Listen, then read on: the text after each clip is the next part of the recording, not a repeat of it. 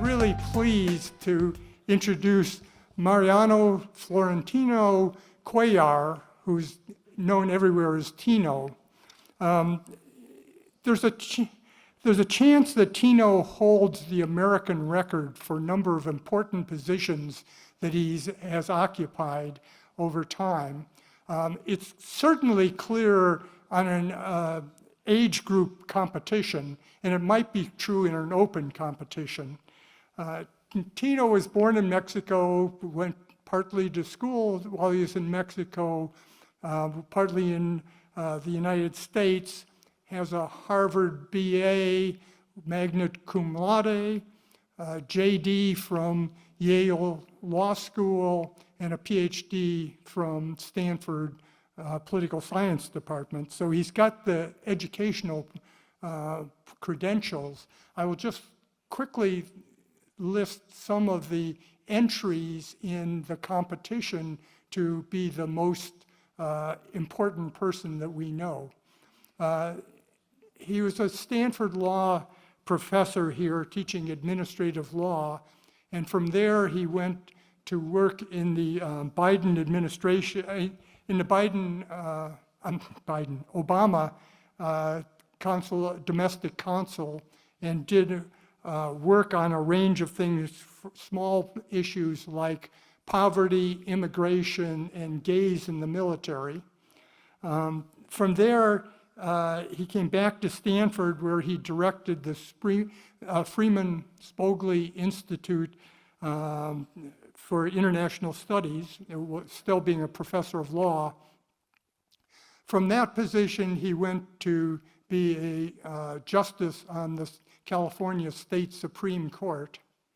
And from the California Supreme Court, he went to his current job as the 10th president of the Carnegie Endowment for International Peace. And I've sort of skipped over little things like clerkships and so forth. He has been a member of the Harvard Corporation, and he's also the chair of the board of the Hewlett Foundation. So that's what I'd put out, and if anybody wants to challenge his the open competition, you can do it now.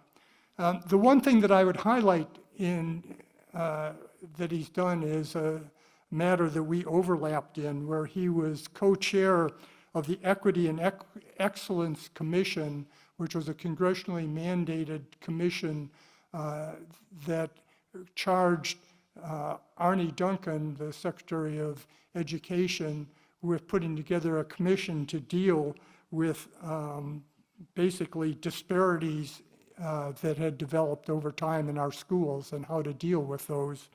The reason why that's important, and I guess if you're involved in international peace, you're used to negotiations and things.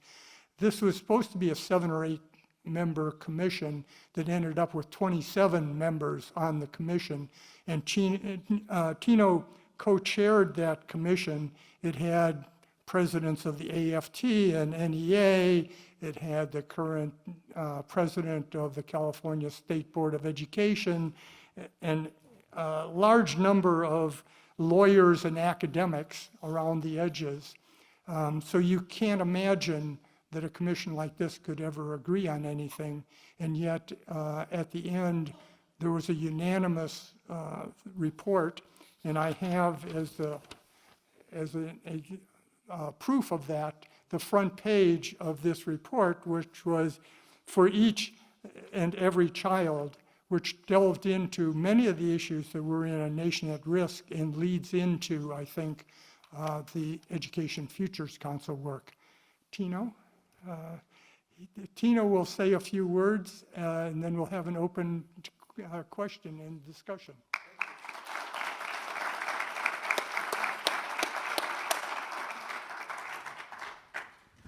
Thank you, Rick. That's very kind. I cannot live up to that introduction, but I just want to say to all of you, I'm grateful for being here to reflect and come together on an issue that I know is of great importance to all of you and is of passionate interest and concern to me. I should say it is interesting to me that Rick works in Silicon Valley and is wearing a tie. I work in Washington, D.C., and I'm not wearing a tie. There's probably something wrong with that picture. About 12 years ago, the late Chris Edley and I wrapped up our role as co-chairs of the Equity and Excellence Commission that Congress had asked Arne Duncan to convene. Our goal in that commission was pretty straightforward, but you know how complicated it is. It was about how to make American K-12 education achieve greater excellence. Now, we knew going into that process, we as 2 of 27 commissioners, being the co-chairs, that's an enterprise that takes a lot of local knowledge of what happens in a classroom, how particular communities work, how parents see education, how funding works.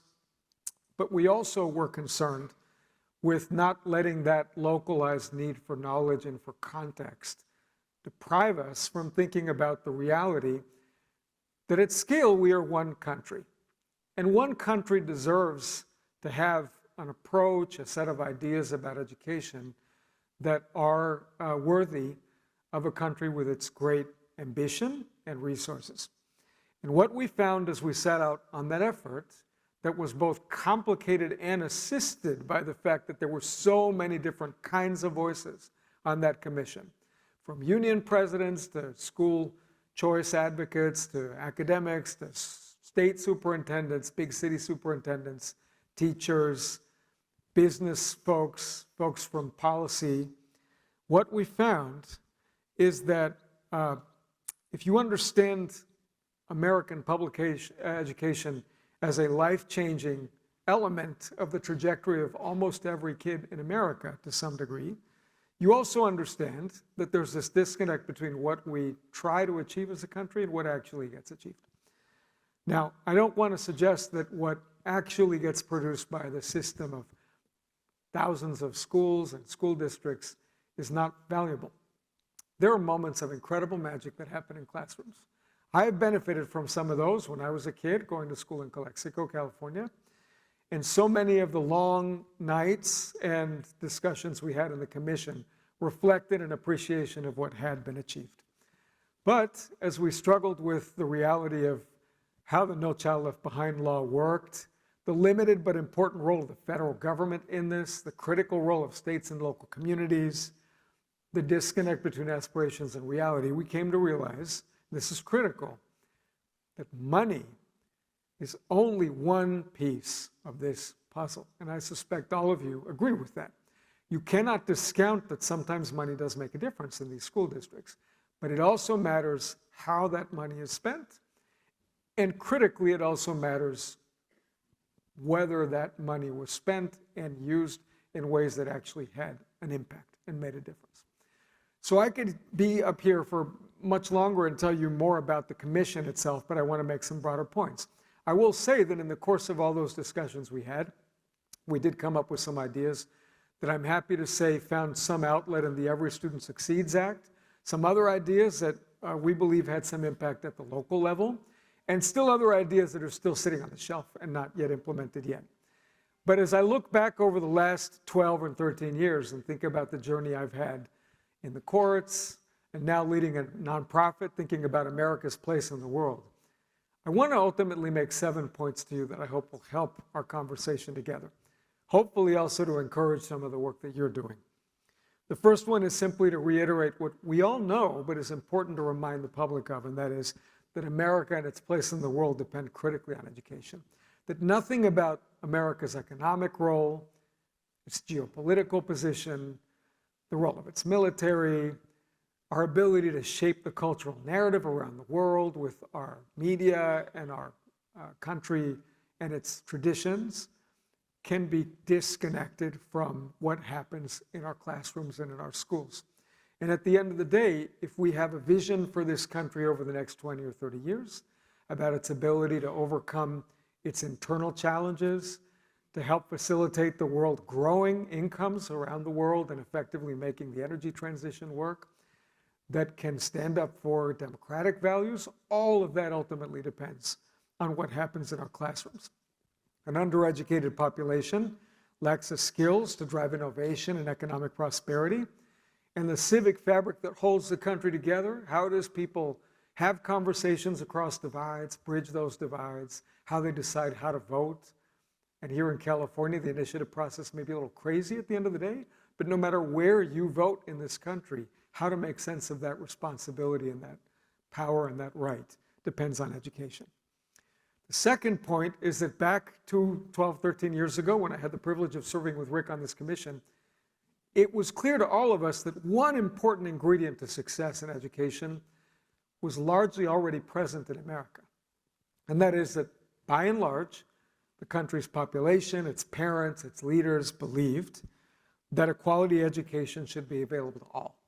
That seems like a simple thing, but if you have a comparative context, and my colleagues at Carnegie study every country in the world pretty much, you will conclude that that is not necessarily the creed of every place in the world. But here in the US, that is a belief. And that means that if you are a kid that is growing up in a poor neighborhood in LA, and bless their hearts there, they're having some challenges right now as we speak, or if you're in one of the richest neighborhoods in the country, whether you go to a public or a private school, you should have a quality education.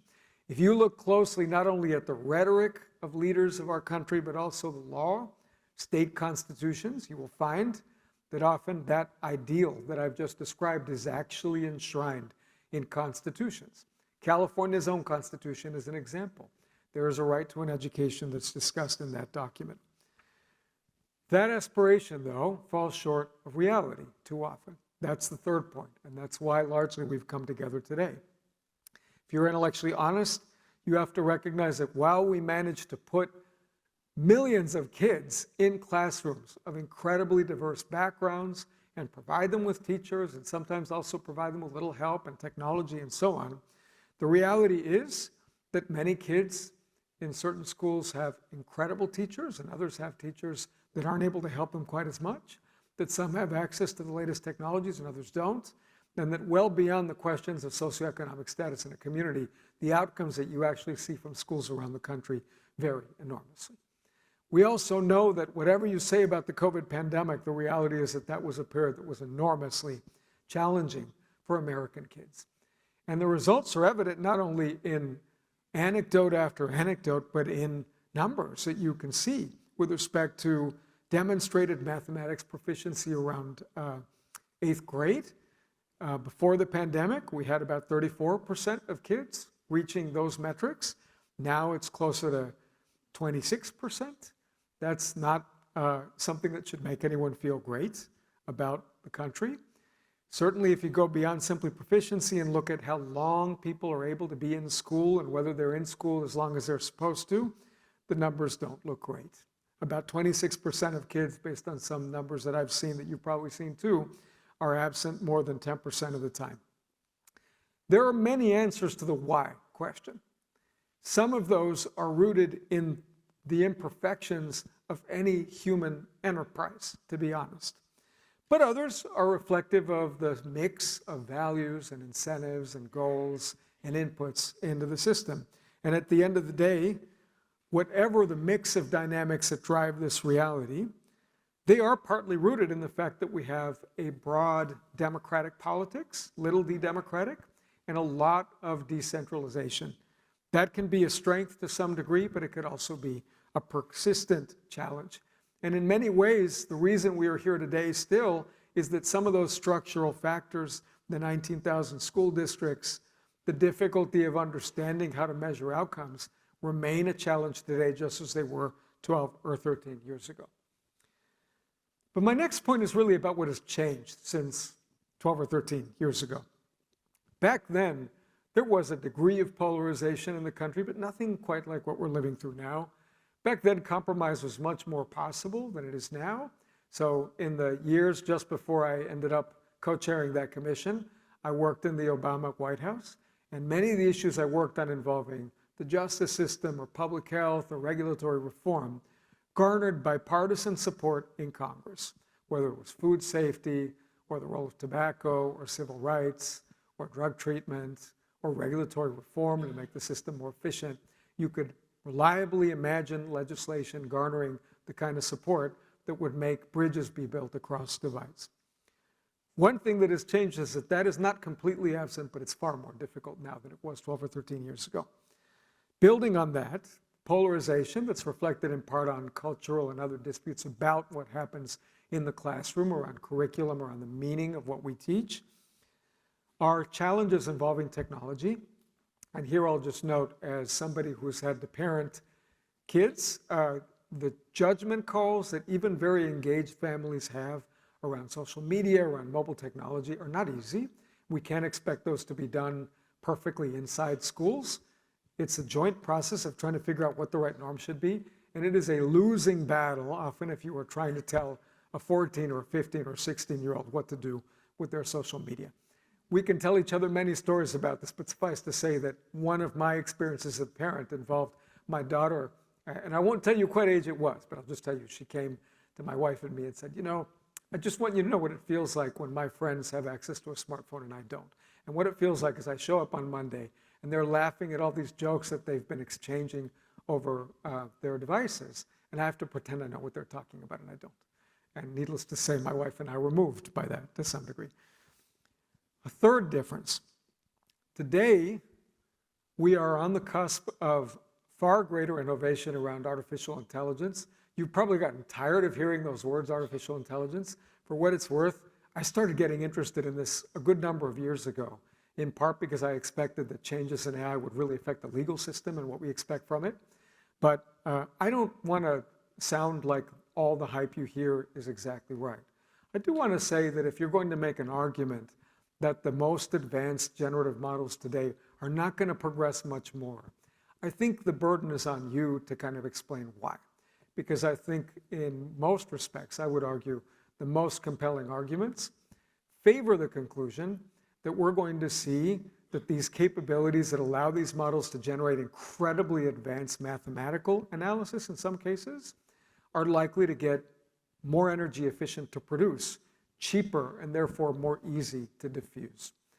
So these models have already largely mastered verbal communications. They're in the process of mastering nonverbal communication, and they're in the process of mastering very advanced mathematical reasoning.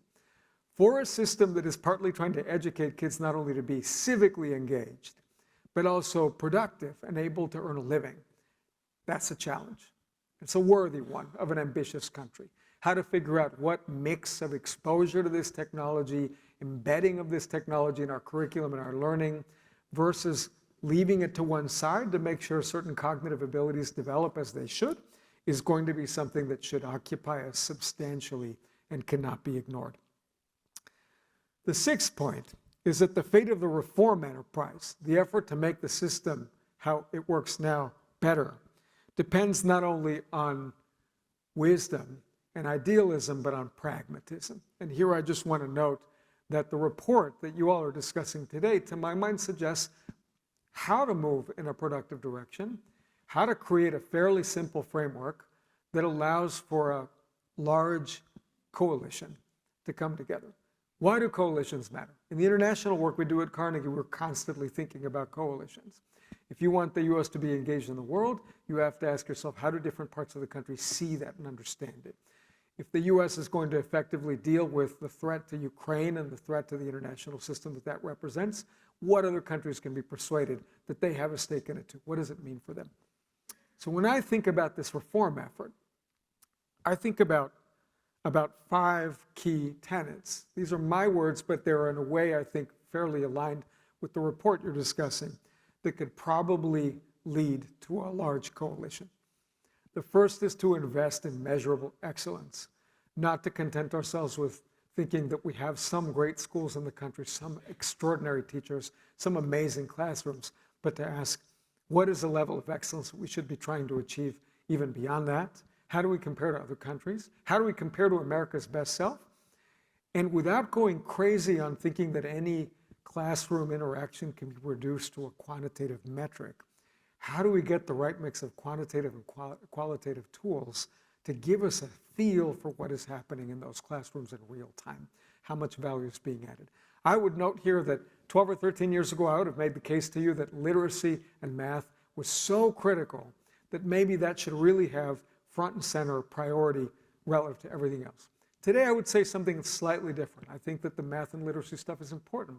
But when I think about how to get through this moment civically, how to deal with the AI stuff, it feels to me that a set of civic skills and capacities to compromise, to build coalitions, to listen actively, to understand how to build support for a point of view to navigate a room that's filled with contending voices is almost as important. Second is to reiterate the commitment to widely distributing opportunity and knowledge. That is to say, to not content ourselves with having some great schools, but to think about what the bottom of the range in terms of opportunity and socioeconomic status is experiencing. And understand that that is going to require, and this is not unrelated to the work we've been doing at the Hewlett Foundation, is going to require a lot of experimentation at the local level. That what is going to work perfectly in Palo Alto is not going to work perfectly in Redwood City or in Calexico, potentially. The third is to stay with a focus on caring adults, including teachers, and to remember the transformative impact that caring adults can have on kids that feel vulnerable, and ultimately how absolutely central, even in a technology-focused world, effective teaching can be. What can we do to prepare those teachers effectively? Are there even virtual reality simulations that can help us? Are there new ways of freeing up teacher time to have them focus more time on what really matters? Similar conversation happening in healthcare. The fourth point is this aspect of coalition building and looking for coalitions that are broad, that are not getting caught up in the details and having fights about things that don't matter, but at the same time don't lose the focus on the broader purpose and the substance and the need for change. And last but not least, to build a culture of continuous improvement, to think about what it means for every school in the country to find some way and the resources necessary to be questioning its practices and asking what else needs to happen. A lot of other narratives about what's happening, what can improve, could be put on the table. I would submit a number of them are too simple, including like we need to spend more money, which you already heard me say I'm skeptical about. But I do want to admit in closing that this is not a simple agenda, that it is ambitious, that it takes a lot of effort, that there'll be plenty of people who will argue, and maybe rightly so, about the details. But I don't want to think about the alternative. I think anybody ultimately, and I'll close with this, who thinks that the aspiration we have and the level of achievement we have already delivered on education at the K-12 public education level is adequate for this kind of world, I would have to be persuaded. I feel like we have a lot more to do in the 20 years to come. We've seen some progress since the report, but in many respects, I'm here to say that the challenges that we laid out 13 years ago remain with us. Thank you very much.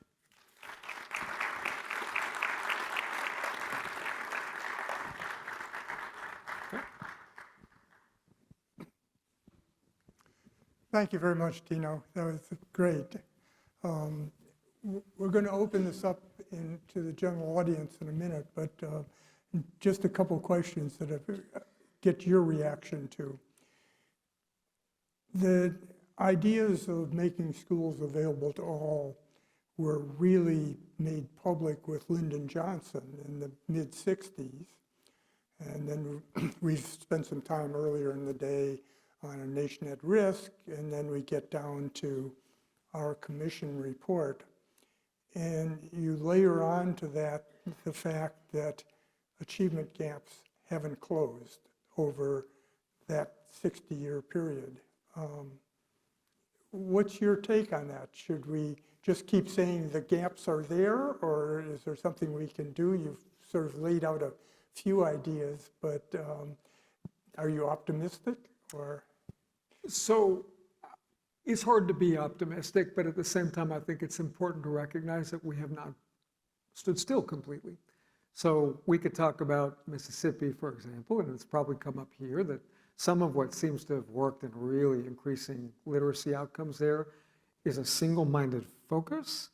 And that, in a way, I admit cuts a little against my point about broadening the focus from literacy and math to include a kind of civic capacity. But I do think there is something to the idea that without getting overly reductive or running into the buzzsaw of anxiety about national standards, one could have a jurisdiction saying, we're going to diagnose a problem here locally. And here in Mississippi, it's a little different from what might be playing out in Iowa or in California, and we're going to set some priorities and some goals. I'll add one more thing, which is, it is not a small thing to achieve the level of diffusion of education opportunities we have achieved. And again, I'm not satisfied, but I think we have effectively broadened higher education for a giant population in America. We can talk about its own shortcomings, and there are many. But that kind of effort and ambition is reflected in other incredible things the country has done. We could talk about mobilization in World War II. We could talk about dramatic increases in air quality, notwithstanding what we're seeing in Southern California right now. We can talk about winning the Cold War.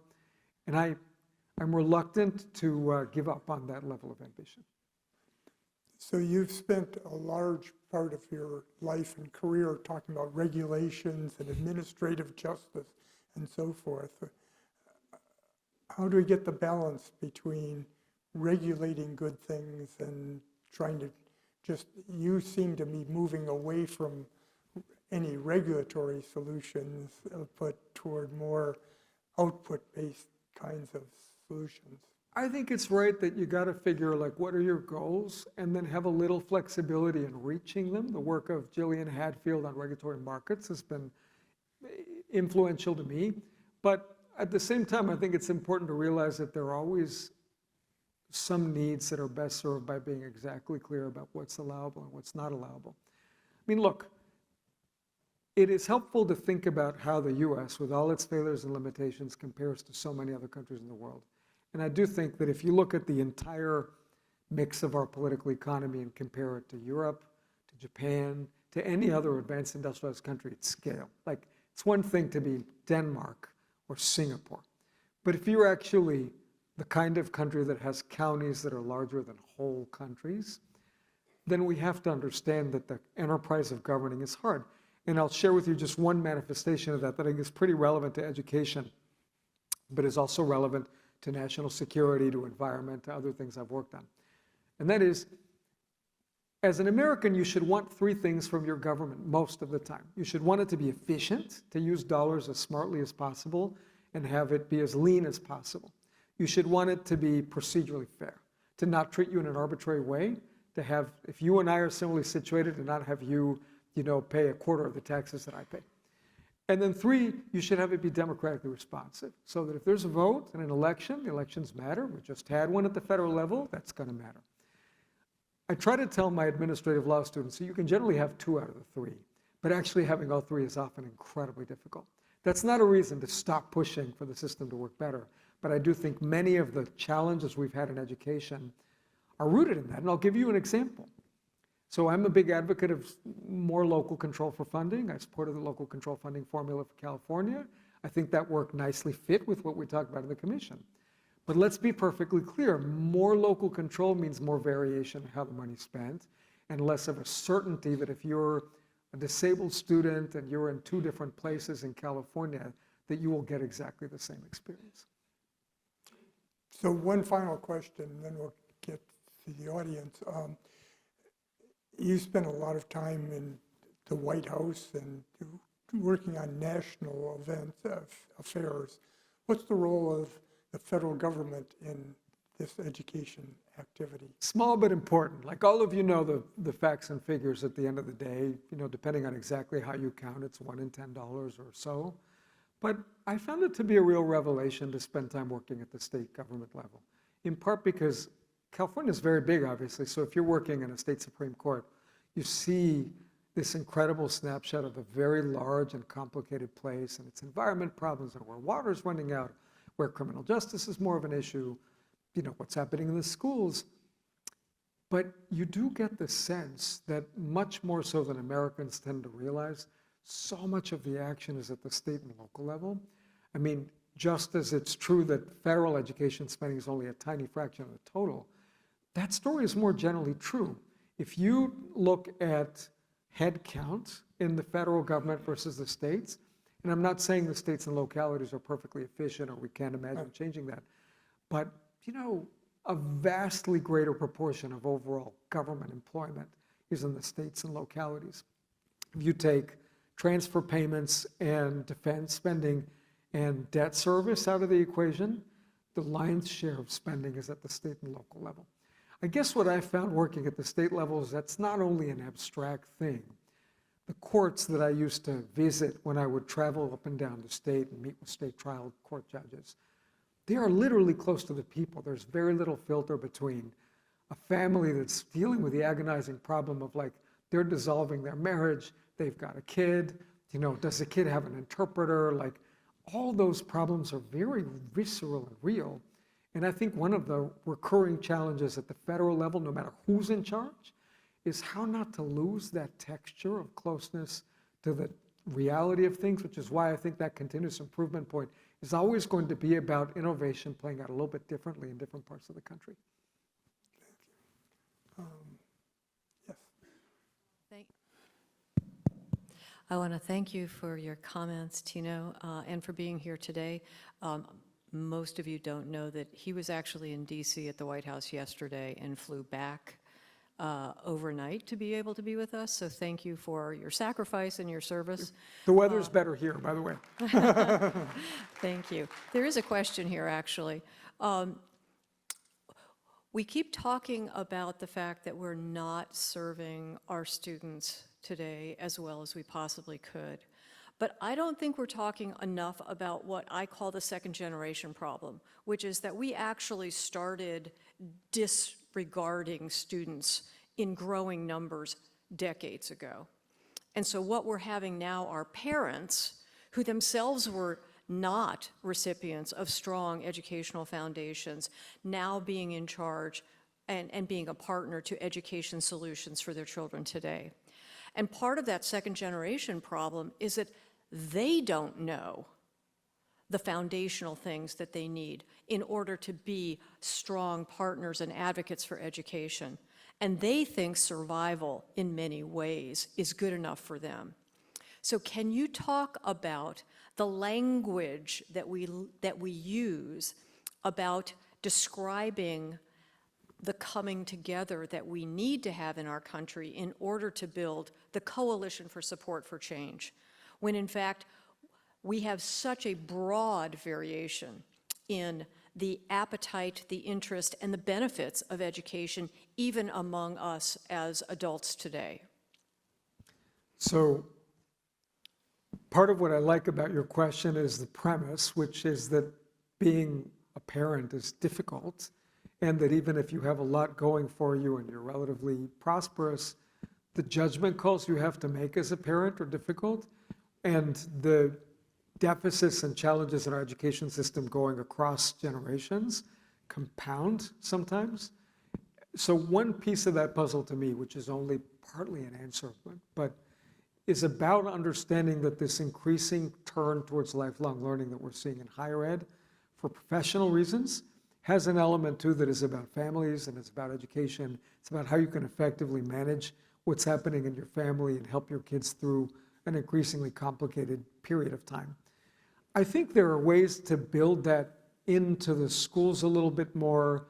I've been impressed with the work of the After School Alliance for many years as one example. But I also think it's important to realize that those efforts to sort of build communities of lifelong learners that are using learning partly to benefit their own kids, not just to advance their own careers, is running into a reality which is, and you know, scholars have written about this, you've probably seen different versions of this, but like, has America become a more atomized society, more come apart? To some degree, yes.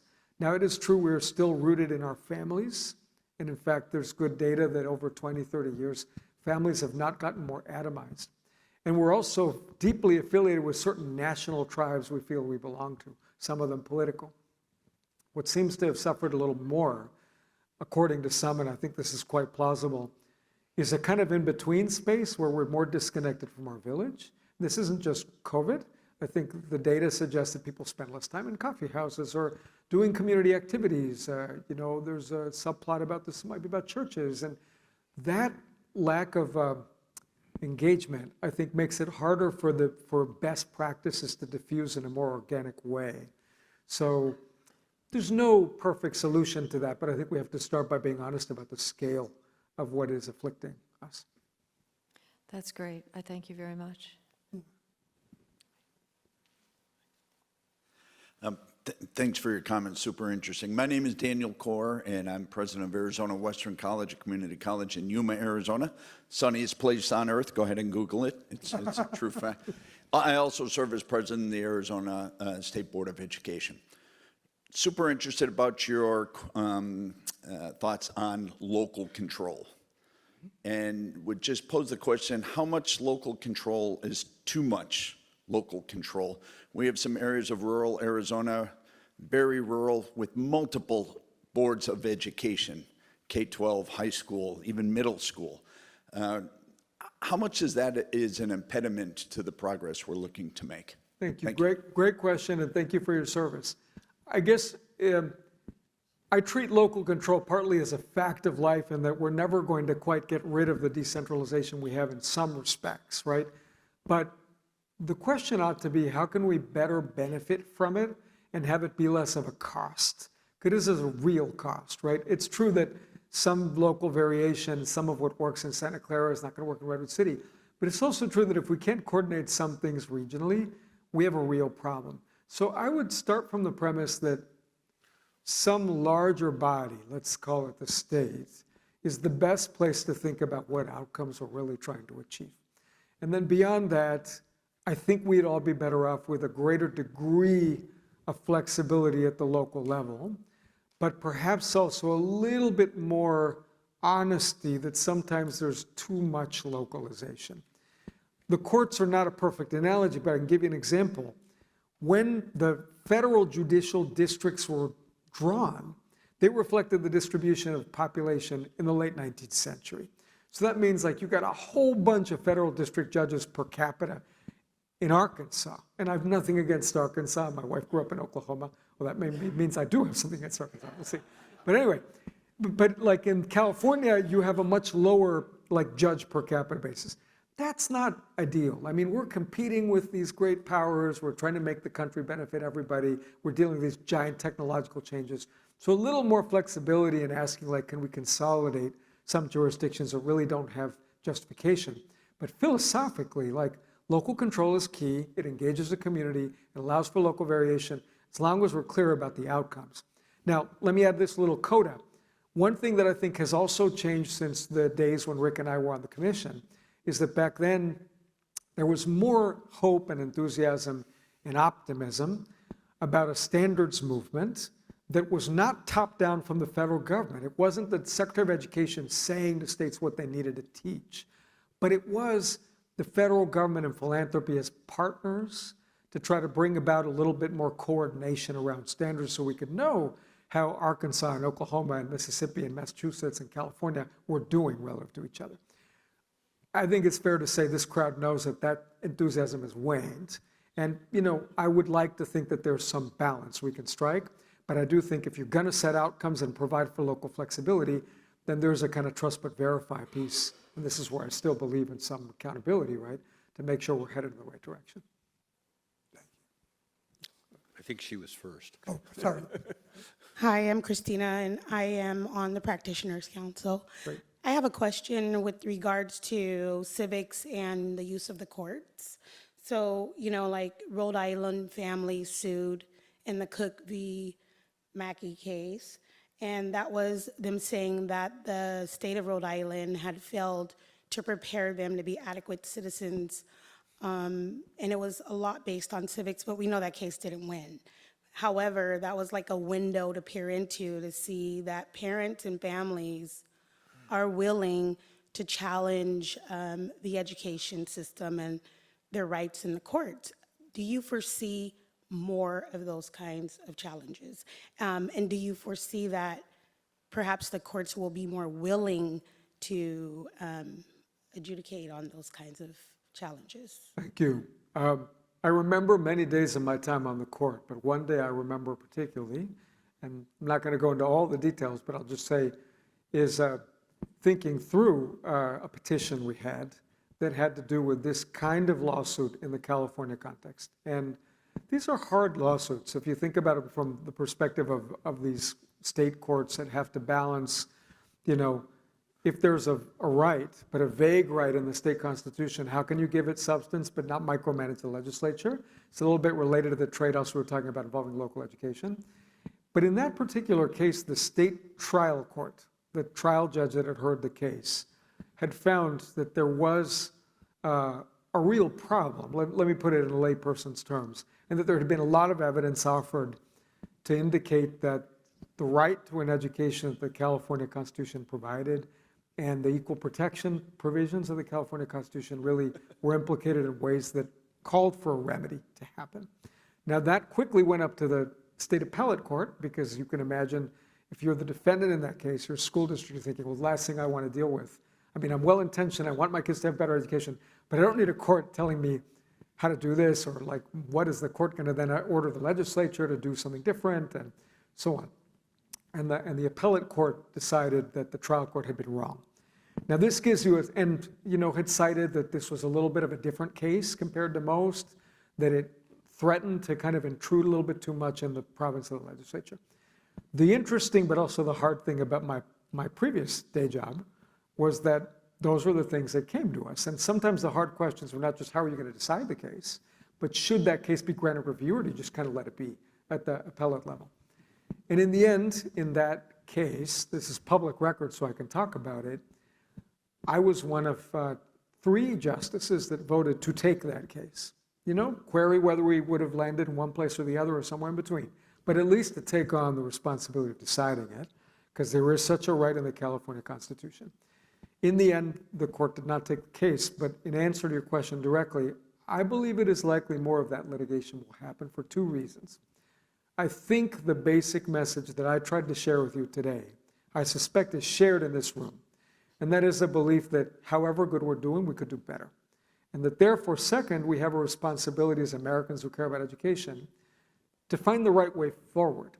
Sometimes it's going to be to elect certain candidates to state legislatures, or to think differently about how to run a school, or to persuade philanthropy to do something different, or to maybe tweak something in teacher education, but that we're not as good as we can be. Some folks will take that discussion into what then does the right to an education and the Rhode Island Constitution mean, and maybe I can come back with a case about that. But the last thing I'll say about this is that it's important to remember that a lot of these laws that we have on the books are not only meant to affect court judgments, they're effect to shape the public imagination and to affect what government agencies do and how they do it. So I believe that my hope will be that that will actually push for more experimentation and innovation, more willingness to tweak how we do things, so that over time we can learn from what's happening in different states. Thank you. Thanks so much. One final question? Yes, Justice Cuéllar. Interestingly enough, my question was on your dissent in We teed it up perfectly. Yes, and so it followed directly. It was an eloquent dissent, by the way, and thank you very much for the time that you put into thinking that one through. My question for you, and that for those who are in the room who don't know about it, it was regarding dismissal, retention, and tenure rights for teachers, and whether or not it assigned totally ineffective teachers to classrooms. But my question for you is that the substance of the case was brought under equal protection theory. And is there another legal theory that you've gone through and thought of that might be successful before the court and would perhaps supersede the appellate court decision in the case? Thank you. I'm not going to, I appreciate the question, and I'll say some things about it. I haven't thought that through completely, and don't want to do it quite in real time here completely. That said, let me put it this way. I think litigation by its nature requires taking a legal goal or theory and fitting it to the facts, right? So let's just say that I think in that particular context, the crux of the claim was a kind of inequity that probably lent itself well to equal protection. Can I imagine that across this very great and big country, with lots of different states that, as Louis Brandeis said, are meant to be laboratories of democracy, and even in this great big state of California, there are other ways of making the case that a right to an education deserves a remedy using something other than equal protection? Probably yes, I'm going to say. I mean, and it will depend a little bit on the specifics of the state laws. But I would say there are questions that are implicated that might involve statutes that have been promulgated by the legislature to give meaning to that right to an education. Maybe there are questions involving due process in some states. I mean, generally speaking, not to get too technical, but we've gotten away from substantive due process a bit, but that's played out a little differently in some states relative to others. So I think maybe reinforcing my answer to the previous question, litigation is never a perfect remedy to anything. Like, let's be clear about that. But we don't live in a perfect world. We never have, right? And I think the interesting thing about the American legal system is like, how do you deal with a second or third best world with a whole bunch of lawyers and powerful courts historically? And what proper role can that play in reimagining coalitions? And I will say one more general thing before concluding on this one, which is sometimes being a legislator is difficult. I mean, it often is difficult, right? Because you have to do all kinds of different things and you're assembling your own coalitions. And there are states of the world where even a legislator who may not start off wanting to do something can benefit and end up in a better place by saying, you know what, on this one, actually, the courts have tied our hands. We're going to have to do something that might not be as easy to do. So I just note that as one dimension of a larger debate about what's the right role for courts versus the legislature. Tino, a wonderful time. Thank you, and thank you for the work you do.